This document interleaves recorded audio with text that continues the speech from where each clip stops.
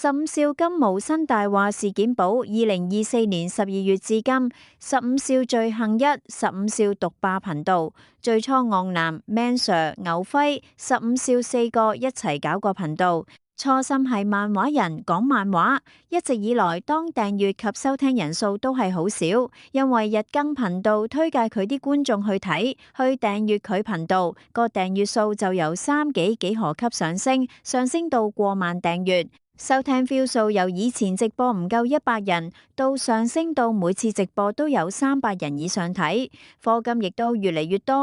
多，收入就係咁開始越嚟越多。當期初 Mans 同15傾好咗收入一人一半，可能因為咁嘅原因，15眼見收入越嚟越多嘅時候，就想獨吞曬所有收入，唔想分俾 Mans，就開始諗辦法踢走阿 Man Sir。2. 誣衊馬 Man Sir 情騙，利用網台甕女另起爐灶。15少踢走阿 Man Sir 後，瘋狂老屈馬 Man Sir 情騙女 fans。後來有人找到 Man Sir 跟 Man 嫂直播中講述，相識開始經過粉碎所謂情騙事件，15始終從來冇正面回應。15指 Man 處心積慮搶走頻道及私有化粉絲，指控 Man 拆夥後立即建立自己 YouTube 頻道，是處心積慮。事實上 Man 的頻道一早已經存在，甚至更早於轟龍娃啦建立，只是 Man 全力想做好轟龍，所以之前才沒有更新。面 Man 嫂一早澄清 Man Sir，所以並不是 Man Sir 私有化粉絲，而是 Man 嫂私有化 Man Sir。注意3，欺凌網暴跟蹤偷拍 Man 嫂，被踢爆老屈情騙後，15少團伙嗨粉轉移，瘋狂攻擊，甚至性騷擾 Man 嫂，誣衊他有開分身，更加跟蹤偷拍 Man 嫂。注1 Man Sir 情騙事件，15少以 Man Sir 情騙為宴，又踢走 Man Sir，不斷話 Man Sir 利用網台主持身份勾引情騙粉絲。誣衊 Man Sir 情騙後會嚴重後果，將自己網台比喻為微辣。Man Sir 情騙有機會再釀成好似微辣一樣滅台嘅災禍，所以就要踢走 Man Sir。Man Sir 離開佢個網台之後，喺自己嘅網台上面同 Man 嫂一齊做一個塔羅牌。節目中 Man Sir、Man 嫂兩人開心分享。Man 嫂一直追看 Man Sir 節目，欣賞 Man Sir 人品，並對 Man Sir 萌生情意。兩人從互相對對方有意思，兩人開始互相了解，兩人互生情愫，相戀過程清楚講出，粉碎了15少一直所講所謂嘅情騙事件。注意，老屈 Man Sir 情騙事件遭粉碎後，15少及其嗨粉不斷瘋狂誣衊 Man Sir，Man 嫂開分身攻擊佢，企圖塑造15少自己係一個受害者嘅身份。15少嘅嗨粉甚至跟蹤偷拍 Man 嫂樣子放上網，企圖捏造事實，威嚇 Man Sir、Man 嫂。4. 港漫動力事件 Man Sir 與黑人參加港漫動力入圍， Man Sir 與黑人就故事內容表達方面發生意見分歧。15少有見有機可乘，利用這事件不斷在網上散播 Man Sir 貪香食帝，要踢走黑人，要貪省政府資助出書嘅錢，意圖謀將 Man Sir 塑造為一個貪錢見利忘義嘅形象。後來封老總接受熱血時報網台訪問，講出事實真相，講出港漫動力入圍主是 Man Sir 主編能力，而不是因為黑人的故事。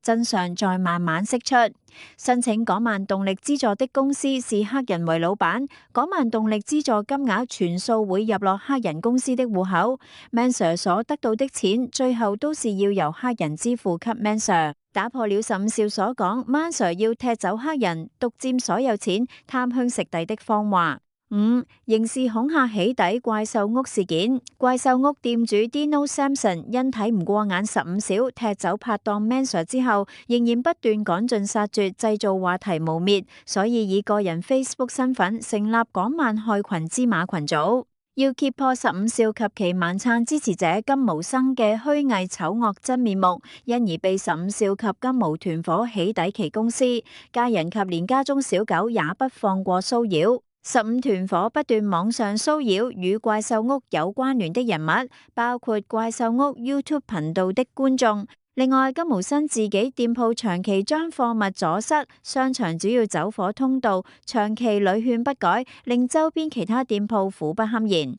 被人通報消防處舉報及收到處方警告，卻指不停誣衊怪獸屋虛報，卻沒有任何實質證據及諉過於人。6. 老屈欺凌龍豬頭事件，15少不斷老屈龍豬頭 Ronald 為 Man 嫂及其他人分身。及後由於指控太荒謬，因 Ronald 早於事件發生已經活躍於各大漫畫討論區。15說法冇人信服。7. 信和伏擊桑比事件，因為15同大肥不和，因而轉移攻擊大肥合作過的桑比。老屈桑比用分身攻擊自己，不停在節目辱罵桑比。之後桑比表明自己只有一個子賬號，在主賬號被封鎖時使用。及後桑比應邀到信和，並於15及金毛直播前突擊15少對質。15方寸大亂，只能承認自己所有指控並無實質證據，並不斷以粗言穢語遮醜。金毛新罪行1，老屈掹嫂事件。Mansa 及女友作出聲明否認有分身及參與聲討15事件後，曾公開表示撐15少及指掹嫂有份參與事件的金毛，新否認自己有說過以上言論，並叫網民提出證據。及後網民剪上證據片段，金毛一直未有再回應事件歸宿，拒絕道歉意。老屈火資料搶生意事件，15及金毛一直老屈火資料指使怪獸屋搶至高級生意，意圖挽回劣勢，但由於一直沒有實質證據，最後不了了之。近期亦沒再提起此說法，反指怪獸屋沒有利益下攻擊他是心術不正。言辭前後矛盾3，金毛出賣桑比事件，金毛聯同15欺騙桑比上信和直播對質。事實上15一早已經約好10幾個 HI 粉絲在信和，希望可以在直播中圍攻桑比。金毛一早知道安排，卻完全沒有知會桑比，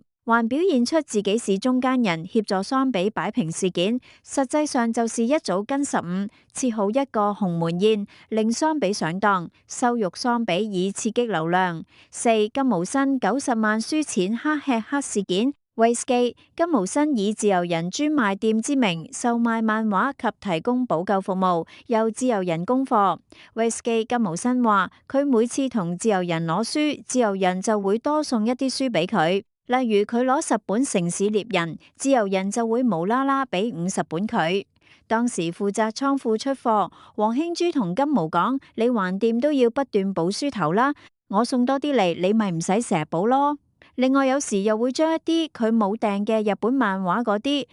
送過嚟俾佢，話俾佢試下去賣，好賣日積月累下，總共多送俾佢嘅書金額90幾萬。最後自由人要金毛新找數90幾萬輸錢，金毛新就話書係自由人夾硬放喺佢度，所以佢唔找數。劉定堅委託收數公司追討金毛所欠貨款。Next 金毛新找有黑背景的親戚恐嚇劉定堅，試圖阻止追討。Next 根據金毛新所講，後尾自由人俾人清盤，所以就冇再追佢錢。而清盤嗰間公司亦都冇再向佢金毛新追討返呢啲錢，所以根據金毛新佢自己講啦，佢覺得連清盤公司都唔問佢追錢，即是話呢一啲錢本就係唔合法唔合理追佢嘅。最後90幾萬啲書佢全部賣晒，錢就落咗去張瑞新自己袋，冇還過俾自由人，公司亦都冇還過俾劉定堅。